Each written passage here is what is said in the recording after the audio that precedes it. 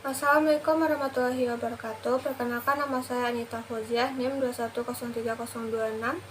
Saya berasal dari IKM 1B.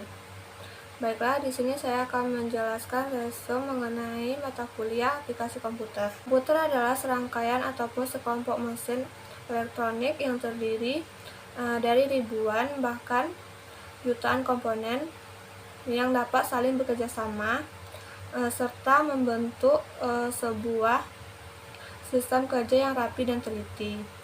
Komputer terbagi menjadi 4. Yang pertama, hardware komputer atau perangkat keras. Merupakan benda yang secara fisik dapat dipegang, dipindahkan, dan dilihat.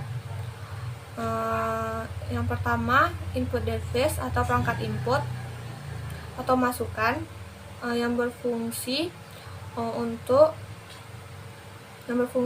memasukkan data atau informasi ke dalam bentuk teks, gambar, video, dan audio ke dalam komputer. Contohnya yaitu yang pertama, keyboard, mousepad, joystick, webcam, dan lain sebagainya. Yang kedua, process device atau perangkat proses yang berfungsi untuk mengolah data dan menjalankan proses pada sistem komputer. Contoh dari proses device itu yang pertama, prosesor, RAM, VGA, dan lain sebagainya. Yang ketiga, output device atau perangkat keluaran. Berfungsi untuk mencetak dan menampilkan informasi dari hasil input data. Untuk data tersebut berasal dari hardware input setelah hardware proses. Contohnya, speaker, monitor, dan printer. Yang keempat yaitu storage device atau perangkat untuk menyimpan. Storage device merupakan perangkat keras komputer yang berfungsi sebagai media penyimpanan, berguna untuk menyimpan data komputer. Contohnya yaitu seperti hard disk, floppy disk, CD atau DVD, dan flash disk. Selanjutnya yaitu software komputer atau perangkat lunak komputer, merupakan kumpulan instruksi atau program atau prosedur untuk dapat melaksanakan pekerjaan secara otomatis dengan cara mengolah atau memproses kumpulan instruksi atau data yang diberikan. Software atau perangkat lunak berfungsi untuk memberi perintah komputer agar komputer dapat berfungsi secara optimal sesuai dengan kemauan user yang memberikan perintah. Selanjutnya yaitu sistem operasi merupakan sebuah penghubung antara penggunaan dari komputer dengan perangkat keras. Selanjutnya yaitu sistem operasi secara umum ialah pengolahan seluruh sumber daya yang terdapat pada sistem komputer dan menyediakan sekumpulan layanan atau sistem calls ke pemakai sehingga memudahkan dan menyamankan pengguna, serta pemanfaatan sumber daya sistem komputer. Fungsinya yang pertama yaitu manajemen memori, yang kedua manajemen prosesor, yang ketiga manajemen perangkat, yang keempat manajemen file, dan yang terakhir yaitu keamanan. Sistem operasi dapat dibedakan berdasarkan jumlah pengguna dan program yang dapat dijalankan, juga berdasarkan jenis software atau jenis hardware yang digunakan. Berdasarkan jumlah pengguna dan program yang dijalankan, sistem operasi dapat dikategorikan dengan yang pertama, single user, single tasking.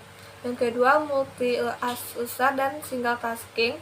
Yang ketiga, single user dan multitasking. Yang keempat, multi user dan multitasking. Selanjutnya itu berdasarkan jumlah pengguna dan program yang dijalankan. Sistem operasi dapat dikategorikan dengan yang pertama, komputer atau PC. Yang kedua, komputer service, perangkat lunak.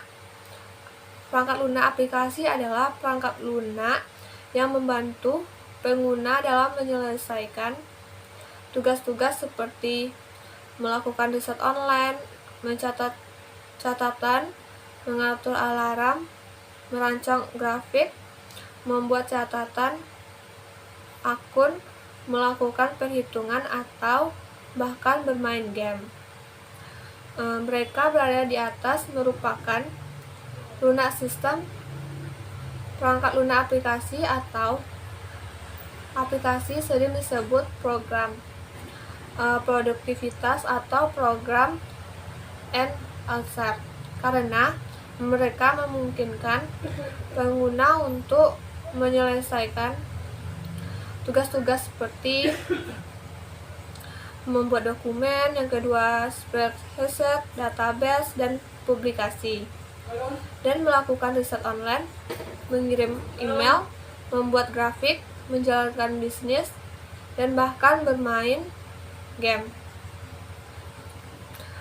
Selanjutnya, brandware adalah orang yang menggunakan atau memakai ataupun mengoperasikan perangkat komputer, seperti contohnya yaitu yang pertama, programmer, yaitu sebutan untuk orang yang sedang melakukan surfing di internet, serta orang yang menggunakan perangkat komputer. Jenis-jenis dari brandware ini, yang pertama, analis. Analis adalah orang yang bertanggung jawab dalam merencanakan, menentukan, serta memberi rekomendasi sistem atau software apa yang cocok untuk kebutuhan bisnis perusahaan. Seorang analis harus memiliki 4 keahlian dasar. Yang pertama, keahlian analisis. Yang kedua, teknikal, manajerial, dan interpersonal. Yang kedua, programmer. Programmer adalah orang yang menguasai berbagai macam bahasa programan sehingga ia mampu menciptakan sebuah program komputer. Yang ketiga yaitu administrator. Administrator adalah orang yang bertanggung jawab mengatur serta mengendalikan program komputer dan juga jaringan komputer. Yang keempat yaitu operator. Operator adalah orang yang mengoperasikan komputer atau biasa disebut juga sebagai user. Operator hanya bisa menjalankan aplikasi komputer yang diperbolehkan oleh administrator. Yang kelima, teknisi. Teknisi yaitu orang yang bertanggung jawab memelihara komponen hardware serta memperbaiki jika kerusakan hardware dalam sistem.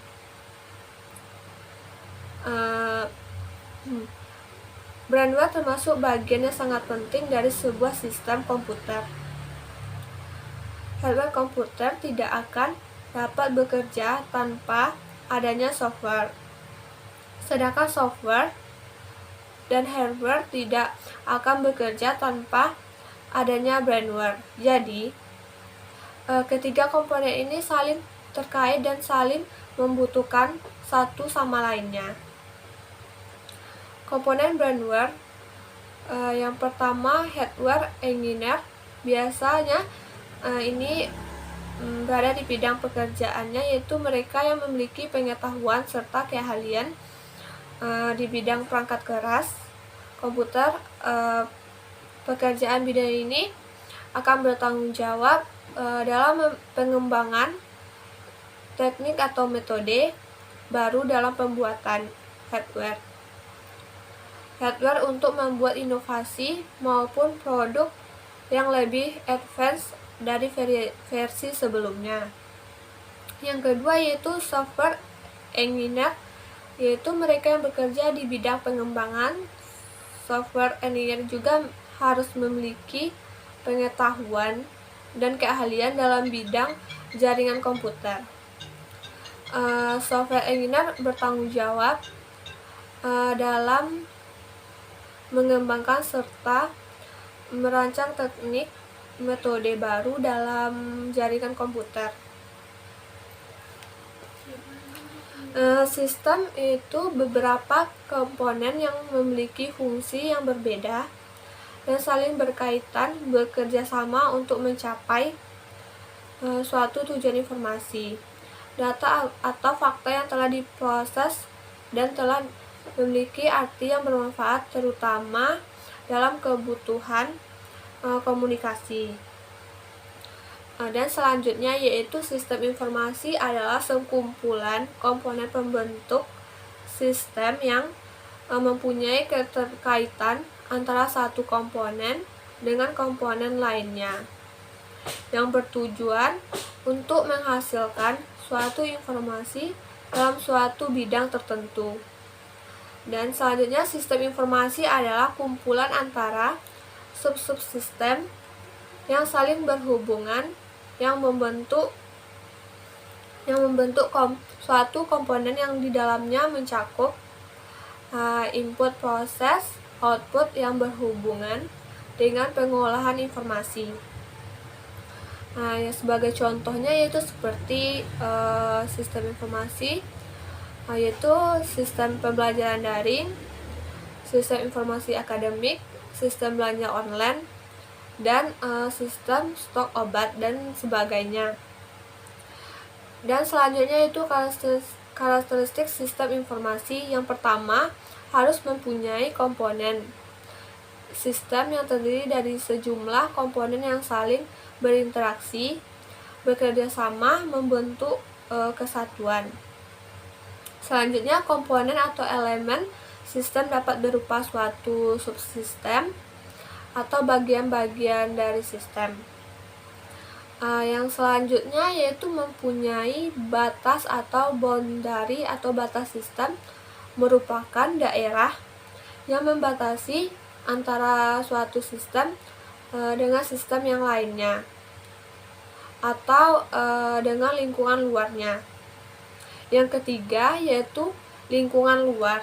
Lingkungan luar dari suatu sistem ini adalah apapun di luar batas dari sistem yang mempengaruhi operasi sistem. Dan contohnya yaitu yang pertama, vendor, pelangganan, pemilik, pemerintah, bank, pesaing. Yang keempat yaitu mempunyai penghubung antara muka. Intervensi merupakan media penghubung antara suatu subsistem dengan subsistem yang lainnya. Intervensi ini memungkinkan suatu subsistem untuk mengalirkan sumber daya ke subsistem lainnya. Yang kelima yaitu mempunyai masukan atau input. Input sendiri merupakan energi yang dimasukkan ke dalam sistem. Maintenance input adalah energi yang dimasukkan supaya sistem tersebut dapat beroperasi. Selanjutnya, signal input adalah energi yang diproses untuk menghasilkan output. Selanjutnya yaitu karakteristiknya yang mempunyai pengolahan atau processing. Sistem mempunyai bagian pengolahan yang akan merubah masukan menjadi keluaran. Selanjutnya yaitu mempunyai keluaran atau output. Output merupakan hasil dari energi yang diolah dan diklasifikasikan menjadi output yang berguna dan sisa pembangunan. Output dapat menjadi input untuk subsistem yang lainnya. Selanjutnya yaitu suatu informasi dapat mempunyai beberapa fungsi, antaranya yaitu meningkatkan pengetahuan, atau kemampuan pengguna, mengurangi ketidakpastian dalam proses pengambilan keputusan, mengurangi resiko kegagalan, mengurangi keanekaragaman atau variasi yang diperlukan, dan memberikan standar, aturan-aturan, dan ukuran-ukuran tertentu. Yang selanjutnya menggambarkan keadaan sesuatu atau peristiwa yang terjadi. Sekian resume dari saya. Apabila ada salah kata dan penempatannya, saya mohon maaf. Assalamualaikum warahmatullahi wabarakatuh.